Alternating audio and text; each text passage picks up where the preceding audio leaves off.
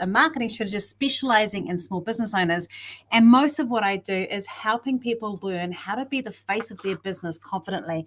Now, full disclaimer, it was warm here before, but it's freezing cold. So I have got my jacket, but I'm just going to try and not wear it because I look like a woolly mammoth when I'm wearing it. So I'm going to be an old lady and put it over my knees while I'm talking.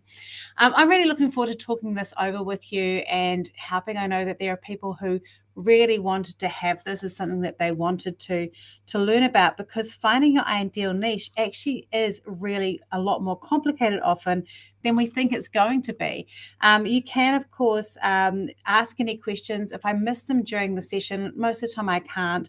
So most of the time I can see them right away. But if I miss it, I'll make sure I'll check, because it's being streamed on a couple of different platforms. I will just check in and see if you have got you've got a question, and I'll answer it for you. But hopefully I'll be able to answer things as I go through. Right, so let's talk about how to find that ideal niche. The first thing I want to say about that is that our natural inclination is to not niche down too much. Our natural inclination is to be as broad as possible. It's normal. And I've got good news for you, because you can still stay broad in some elements, and I'll explain that later. But our natural inclination is to do that. But when we're broader, because we don't want to exclude anything. We're service providers. We like people. We're nice to people. We don't want people to miss out, And so when we decide to niche down, we don't want to go, oh my gosh, I don't really want to talk to, not include this person because that person's special. Yes, they are special, but that doesn't mean that this isn't the time for us to talk about how we're going to manage things for that person, right? So we're going to talk about how to make things a niche that will work well for you. What the first thing we need to do is we need to do what I call narrow the arrow. We want to make our message as sharp and as pointy as possible, so it cuts through the noise and helps you locate your ideal people, because that's important, right? And your ideal people are going to be a particular type of people. They're the people that you do your best work with, that are best suited to working with your style of teaching, where you're sitting in terms of your levels of expertise and in your experience, which are two different things, by the way. Your personality, your quirks, and your hobbies. And so that's a really important thing. For example, I have ADHD. Now, I've only recently found out that I have ADHD, but it was probably plainly obvious to most of my clients. If I look back at the past of before I knew that I had ADHD, I definitely had people that I worked with who did not really understand or get the way my brain works. And you know what? My brain is freaking amazing to many people. And to other people, it is the biggest pain in the butt. And often when there was a disconnect, it was because I wasn't able to articulate, these are the people that I work with best, people who can cope with this and like this and get inspired by these things. But here's all these other things that I do that aren't so good in that realm, that these people over here don't care because they're getting all this goodness, but these people here really care about, like making sure that everything is spelt perfectly on any correspondence with them, that sort of thing. And so that's an important thing to understand. Our quirks count when we're a service provider, and that's really important. We're going to cover that soon. But this is something I've had to struggle with and had to work on myself, this whole narrow the arrow thing, because it's so easy for us to want to go broad all the time. And especially, we work mainly with service providers. We also work with people who sell products. Some of our longest lasting clients and the people that we have had the longest relationships with are in e-commerce, or they are in retail stores. But the bulk of our clients are service providers. They are coaches, consultants. They work in professional services like physio and osteo, or engineers. They're kind of in that space where they're creating sometimes a product, but often a service that they're creating.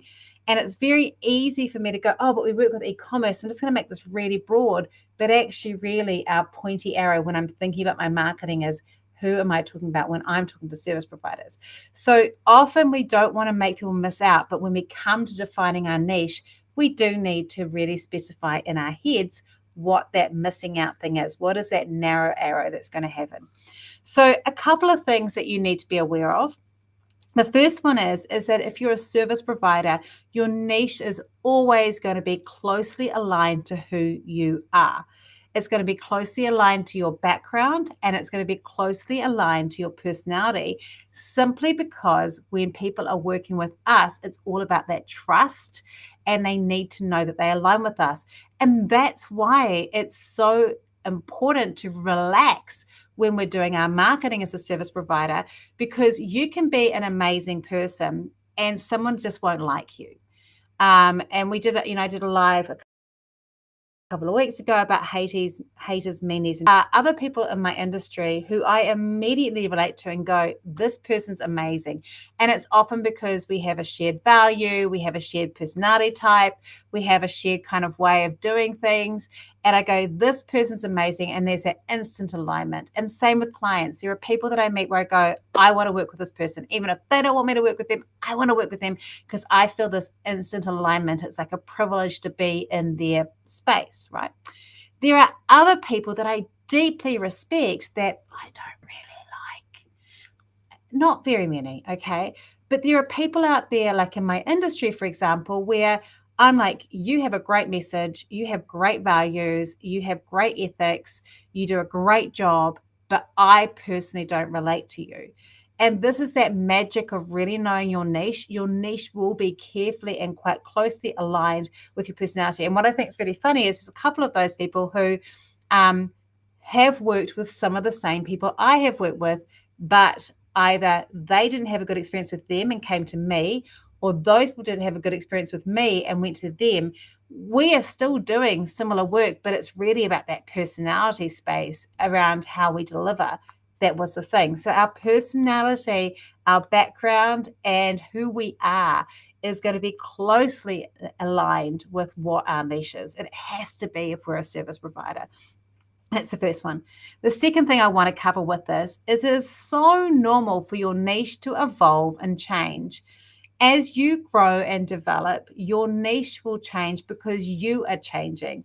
And as we said before, your niche will be closely aligned with who you are, your background, and your personality. So, for example, years ago, my niche was working with parents of young children. Then it moved to working with the education system, and I was working a lot in the education system. And then I moved from that because my children were getting older and didn't really like me writing about them and talking about them, into marketing. And for a while, it was just social media because it was like a nice little tight little niche for me within an organization that I was working with. And then I came out and went quite broad and did marketing strategies. Marketing strategies was the thing, and we still do marketing strategies, but my evolution where I'm going is to work primarily in that space for a particular type of business owner who wants to be the face. So your evolution will shift and change as you shift and change through life, and that's normal. But sometimes we confuse our niche with our current life experience. So not everything that we're going through in our life has to be a business niche. And sometimes our current life and experience can be something where we're still requiring to process something, go through healing, go through development. And that sometimes if we focus on making that our niche, it can take us off track. And I've recently been working with a couple of clients where this has happened, where they were in a particular niche, they were doing something, they had quite a dramatic thing happen to them, and they went, this is the thing that's really feeding my soul at the moment. And they jumped into it and it wasn't successful, because sometimes our current life experience is not something we've processed enough to be even a lived mentor, someone who's only a few steps in front. So not everything that happens in our life is fodder for our niche. But it's just to be aware of that a lot of it is, but it's just to be aware that sometimes, we need to think about whether our life experience is going to come into play with this. So as a service provider, we do have 3 key choices in how we present ourselves within the niche, which we will get to very soon. The first one is to be a sage, to be someone who's had a lot of experience and depth of expertise in a particular area and can teach confidently on that area. If I was looking at what I would be doing and how I work, that probably would be where I would fit. I think I feel a bit ballsy calling myself a sage, but I've been in digital marketing for 20 years. I was just calculating, I think I started my first blog in 2002. So it is 20 years. And I've been teaching in marketing in some way since 2007. So I can't do maths, 15 years. That's a long time relatively. So as I've done that, as I've created that, I have a whole bank of experience behind me. And so that's where I would fit. Now, another kind of loop on this could still be a highly experienced person, but might be someone who maybe hasn't lived through some of that as much or is just naturally good at a thing. Like I've had to learn that stuff. I learn it all the time and then I'm applying it and I'm experimenting through. But another kind of service provider, if we don't want to have that depth of experience, which we're passing on, training and sharing, it might be that we're a motivator, someone who's kicking someone's butt, making sure that they're, accountability, all that sort of stuff. And you don't actually have to be a particular expert in anything to be that person. You can just be really good at following up people, listening and doing it. So coaches, still experts in being a coach, but may not be an expert in a particular subject area. And you're a motivator and accountability person, someone who's driving people through. So that might be the second option. And then the third option is that you are like a sage, you are a teacher, you're an encourager, you're a trainer, but you are a living mentor. You are maybe 2 or 3 steps ahead. It's perfect for those of you that are not like in your 50s, like me. So for example, I am 51. At some point, I'm going to go through menopause. Sorry for anyone that gets offended with that. But I'm a female and it will happen. And so I haven't gone through it. It hasn't happened.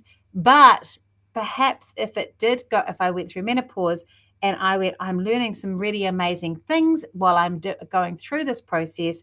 And then I went, I'm going to have that as my niche. I'm not going to. I can tell you there's other people who are already doing it. But as a lived mentor, I might only be 6 months, a year, 2 years down the track of everybody else going through that experience. And I'm using the power of my own journey to help teach and guide people. So there are three types of service providers that we get to be. And you'll be more of one than any of the others. So being a sage, someone who's been around for a long time, has that wisdom and experience over a long period of time. And I'm finding when I tapped into that, I realized that that was where my magic spot was for my niche, because I teach every type of content creation. So it fit really well for me because I've had such a diverse and broad background with that. So even though my niche is narrow, my offering in terms of within when they work with me is wide. And that took me a long time to work out that was okay. And so that you could be a motivator. So you're just someone who's like giving them that kind of confidence and that motivation as they move forward. Or you can be a lived mentor. I'd love to know, if you're listening to this and you're someone who can put comments, I'd love you to tell me which one of those you think you are or that you'd fit. And I will come back and come and comment on it at the end of this. But I think that would be quite a powerful way of thinking how to make that your choice, which one of those it would be. And I know with my clients and I work in my coaching program who are in the service area, they go, I know which one of those I am. That's the one that fits me best. So it is an important differentiation to think when we're kind of working through what our niche is. So one of the mistakes also that people make is that when we go through this process of developing our niche, we only talk to our ideal client within that niche in our content. So one of the things that might shock you is we're going to go through how to kind of define your niche later. I'm not a fan of telling everybody what your niche is broadly. It just sounds naff to me, I think, partly too. Like I'm going to read one out that I've done here too, like, I help busy mums with young children find more time for themselves without negatively impacting either their work or home life. Now, that's a really good niche. But having that as what you say on everything is just, it doesn't need to be said. Our niche is more for our head in here. for us to teach ourselves who we're focusing on when we're creating content. That's what it's for. It's not necessarily your tagline or what you put on everything. And I see this mistake happening over and over and over again because it doesn't do what you think it's doing. It just fills someone's brain, because often those sentences are long, they're a little bit complex, they have lots of bits in them, and they can get very confusing. So they are there to help us in our heads really define who we're talking to when we're creating content or when we're developing our marketing collateral, but they're not necessarily something that we broadcast everywhere. I am sure a company like Nike have a specific niche or specific niches. You don't find them saying, we help people who are just starting on the exercise journey have comfortable feet no matter how much they run. Like, we just don't say that. And that's one of the biggest mistakes. You're hearing me rant now.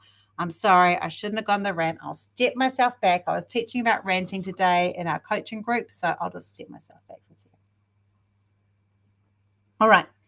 So instead of talking only to our ideal client in our content, we do need to make sure that we're focusing on our ideal client when we're talking in our content. That's really important. But we often need to also sometimes go wider to attract people who may not quite recognize themselves as our ideal client.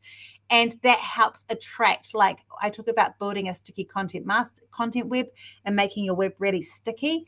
By doing this, we attract new people to our web who then go, oh, I'm going to stay for this other content that I wasn't thinking I would be interested in. So for example, I do primarily work with female business owners. I also work with males. And so I don't say publicly I only work with females, but most of my clients are female. Most of my clients are also over the age of 40. Now, I was talking about this in my coaching group, and I've got a couple of people in my coaching group who are not over 40. So obviously, I'm not saying that they are 40, but what I do is when I'm thinking about what a 40-plus-year-old woman who probably has also had children and they're professional and they're juggling all that stuff, what is the other content that they might like? And so I will maybe think about my niche, and it's lovely and focused, but I'm also going to talk wider. So for example, sometimes on some platforms, including TikTok, Instagram doesn't like it so much, I talk about being a Generation X because I'm over 50. And so I talk about that because that attracts in other people who then may stay for my more niched content around business ownership and being confident and being the face and all those things. Can you kind of see how we don't want to necessarily go, this is who we're talking about when we're talking to the world? It's in our head, and it helps us go, is this content going to relate to my ideal client, even if it's broad? And this is that magic. So you could be like, your niche could be, I work with women over 40 who struggle to be confident with content creation. And sometimes then I would go wider and talk just to Generation X in general. Or I might work with men who are dads for the first time and they're in their 30s, but I might go wider to talk about parenting life in general, life in your 30s in general, life with kids, life in relationship with your partners. See how it's broader, but it's still talking to that niche potentially as well. There's the narrow conversation, and then the wider conversation that's drawing that potential target market in at the same time. All right, so when we're looking at building our niche, there are 4 areas that we want to focus on. And so I'm going to go through this. What I suggest you do is you get a piece of paper. This is what I did. I got a piece of paper and I divided it into 4, and I gave myself about 5 minutes for each area and just brainstormed a bunch of stuff. And I was really surprised at some of the results that I got back. Like, it is amazing when you start doing it, how much you actually discover. You're actually learning stuff in your own understanding of how things go. So we want to really consider that. I'm just going to pop this into here. Okay, cool. I just saw, Fiona, that you mentioned that you're one of those that's been around a long time. I just noticed I have chat. So when we're looking at our 4 areas, I want you to think about these 4. The first one is to look at your experience. Don't discard anything. So for example, I worked all the way through school as a veterinary nurse because my father was a veterinarian. That's got really nothing to do with what I do now, but put it down. Put your experience down. I also put experience around my life experience. So I put things in there about how I was a single mum for 8 years. I put in the places that, places that I'd lived, living in different countries. I moved to Taiwan when my second baby was 6 weeks old, couldn't speak the language. Pour all your experience, like write down a bunch of your experience. That's not expertise. It's just your life experience, your work experience, your relationship experience, your parenting experience, your experience of the things that have had big impact to you in your life, and put that down in there. Because this is where we start finding the themes or the ideas of who we are and how we can best express those things. So experience is one of them. So you put these down, do a quadrant, do a piece of paper each if you've got lots to say. I'm over half a century, so I've got quite a lot to say. But we do that. And then the second one is we put in our expertise. We put in what we are all good at.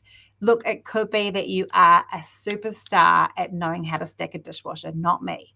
But it can also be things like, whether you've had books published, have you got a particular expertise in a particular area? Are you highly skilled at knitting? Are you highly skilled at doing your accounts? Like whatever it is that you're going to put in there, like put your areas of expertise.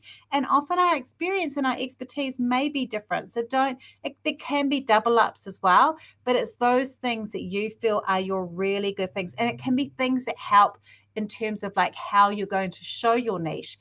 Do you have expertise in coming across in teaching, like on a webinar or face-to-face? Are you really great and expertise in writing? Because it can also how you're going to create your content as well, and what best way to fit your content. So you do your experience, you do your expertise, then you do any of your interests and passions. And let me tell you a sad story.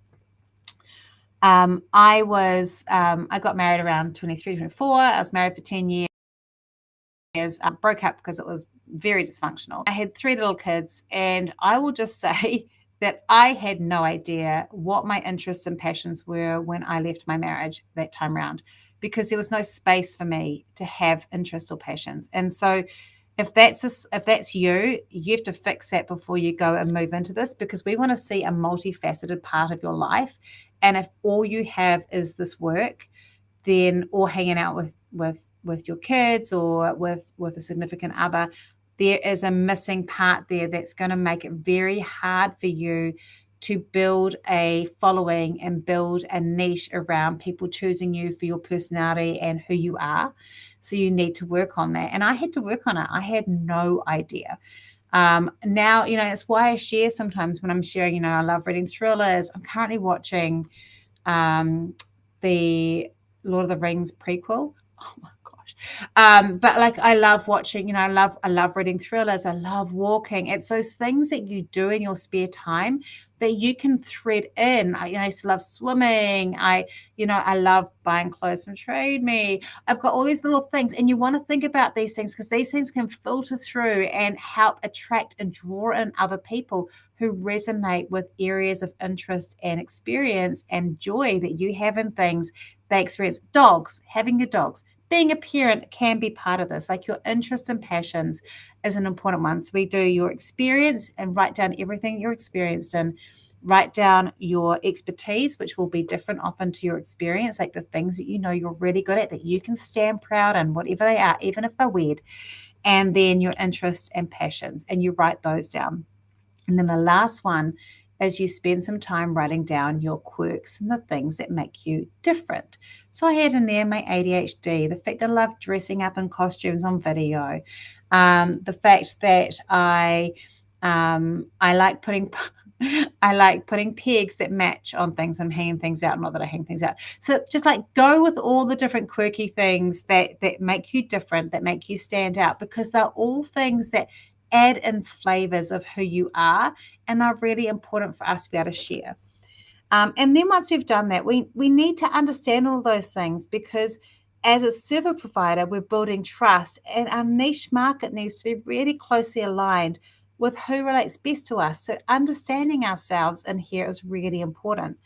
Once you've done those four areas, go through and highlight the things that best represent who you are, so you can highlight them or circle them. Then highlight anything that's in the other 3 areas of experience, interests, and quirks that kind of pull out and show your expertise, because we want to then bring those in. So, for example, one of my quirks I said before was ADHD. Fiona, I'm just going to break in.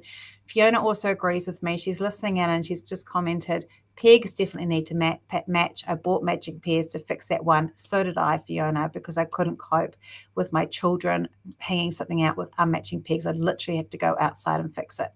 And I got it off my grandmother. I know that she felt like it was a chore and a curse that she passed on to me, but honestly, I have so much joy when everything matches. Okay, so going back to our 4 areas. So you highlight the things that you can see that best represent who you are. You then go through and find those things that show your authority and expertise. So one of the reasons I've started talking about, 1, that I'm Generation X, and 2, that I've got ADHD, is 1, the Generation X is also talking about the fact that I've got experience since 2002 and talking about how I was an early adopter back in the early days. Like now I'm not, but that I was doing that. And so when I'm talking about things, I share with that kind of thing because it builds on my authority and expertise. I also share the ADHD thing, partly as a filter to prevent people who hate people with ADHD to not work with me, but also because people understand I can talk about how my brain works, because while there are some drawbacks in having ADHD, in terms of my type of work, there are huge pluses. So I've taken that quirk and I've gone, I need to talk about that more in terms of this to attract my ideal client, because it's helping me really pinpoint the magic of what I am or who I do. For you, it could be the opposite. I've got a strategist in our team who's very precise. She is a slower to process person, not slow, just slower to process person. And that is her magic. And when I'm talking to a client and I go, okay, you're not going to fit with me, but you'd fit really well with her because of that, they go immediately, yes, you're right, that is me. So knowing our quirks is really important when it comes to developing that niche language, because it means that we make sure that we've got the right people for us. So you best represent who you are. You have authority and expertise in what you've got. Then you think about the offers that you already have or potentially are going to create, and you connect those things of that expertise and check, does that fit with the offer that I'm planning to offer? And does that talk to it? Because if it doesn't, there's a mismatch in what you're saying you're good at and what your offer is. And sometimes we have to make adjustments. And I've had to do that. That's one of the things I've been working through in the last 24 months is how do I adjust my offer to fit best with my skills and what I can do, because then the person working with me is going to get the best result, which is what we want, right? Because best results is what we're all aiming for. It's the best way to grow a business. And then, and this is the last one, have a look at those topics, that content, that expertise, and ask yourself, can you see yourself creating marketing content around and about those topics or those areas for a sustained period of time? An example for that is I am very adept around Facebook ads. We have a Facebook ads division. I run that group every week. We meet. I know exactly how to build a funnel. I understand all the technical stuff, but I would not enjoy at all. So that's an area of expertise for me. It actually fits my target market. They will want to know that stuff, but it doesn't light me up for a sustained period of time in terms of marketing content. So it's out the door. It's not going to be part of my niche because it's not something that actually for some reason doesn't light me up inside in terms of teaching about it. So even though it's expertise, experience, and it's something I'm good at, it's not something that fits in with my niche. Does that make sense? I mean, I do actually teach it to my content clients, but only after we've done a whole lot of other stuff that I find is more fun. And I don't want to market and attract people thinking that that's what I'm going to be focusing on, because that would be unfair, because it's not what lights me up. And this is a chance for us when we're developing our niche to think about what lights us up, because we have to create content around that topic over and over again. So this is really important when we're developing our niche. So when we've got all of those 4 things together, when we've got those 4 areas of experience and then looked at the 4 things of what best represents who you are, what do you have authority and expertise in, how are you going to connect that to the offers that you want to supply the most or is the most profitable for you, which is important, and then how you can see yourself creating marketing content about that topic. Using those ideas over a period of time, those are the ticks of those 4 areas of expertise, experience, interests, and passions and quirks that you're going to focus on. So when you've got that all together, we can work out who we best serve, which is amazing. It helps collect these things. It helps us work out who we serve, help, teach, or motivate, what specifically we're going to do for them, and what results they will get. And that forms your niche sentence or sentences that, if you remember, if you haven't watched all the way through, we talk at the beginning about how we don't always pass this full niche sentence on to people because it sounds a bit naff. It's more for us to know in here. We can communicate it in a better way. We can actually make it broader, the topic broader on our profiles when we're sharing, but it is one that we'd talk directly to on our website, not with that niche statement. I don't want to see on a website, I help 25-year-old women authentically portray the way they feel through wearing paisley scarves after dark. I don't want to have anything like that on your website that's really specific like that.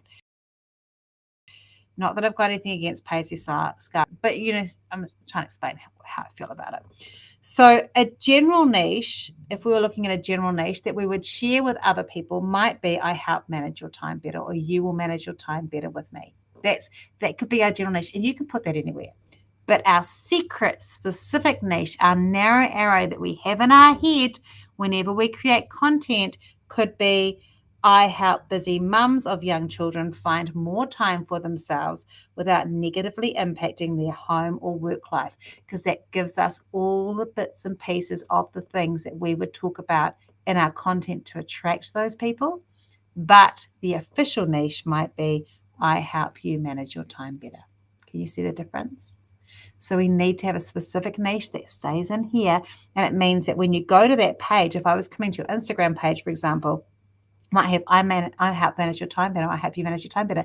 But every post is about what it's like to have young children and trying to find time for yourself, what it's like real life with children when, they go to bed, real life routines. It's going to be focused on that because that is the niche you're talking to. So they're naturally going to be attracted to it to help find the content. And remember, we don't need to ever publicly share that specific niche. You don't have to chuck it in a Facebook group and go, I work with, transatlantic athletes who love diving into the cold ocean on a winter's morning and need more meaning in their life. I am looking for you. Where are you in this Facebook group? No, because it's not what we're saying. Give value to that type of person in the group and they will find you. You don't have to mention the niche. It's just all in here. Got it. So you can, of course, share it in part, but it's not a golden ticket. It's more how we shape our decisions around our content, our marketing, and our messaging, and keep us on track, knowing that that niche is the people who are the best way we can use our experience, our expertise, share our interests and passions, and also share some of our quirks to help them identify that we're the best person to solve their problem. And that is how we find our niche as a service provider. I hope that's really helpful. I'm running these every fortnight as a live across YouTube, LinkedIn, and Facebook. So there's another one booked in. And then I also then turn them into my marketing podcast for Rapid Marketing. a week or so later. So if you're wanting to listen to this again, audio, you can do it that way. And then there'll also be a column and stuff about this as well. So you can read it if you prefer to read. And that will be not this Monday coming up, but the following Monday. This will be live then on Stuff too. So I hope that's been helpful. I will come back and check all the different live streams if there's been a question that I missed, and ask questions in the live stream. Really happy to answer them in there, and all the best developing your niche. It's been a pleasure sharing this with you.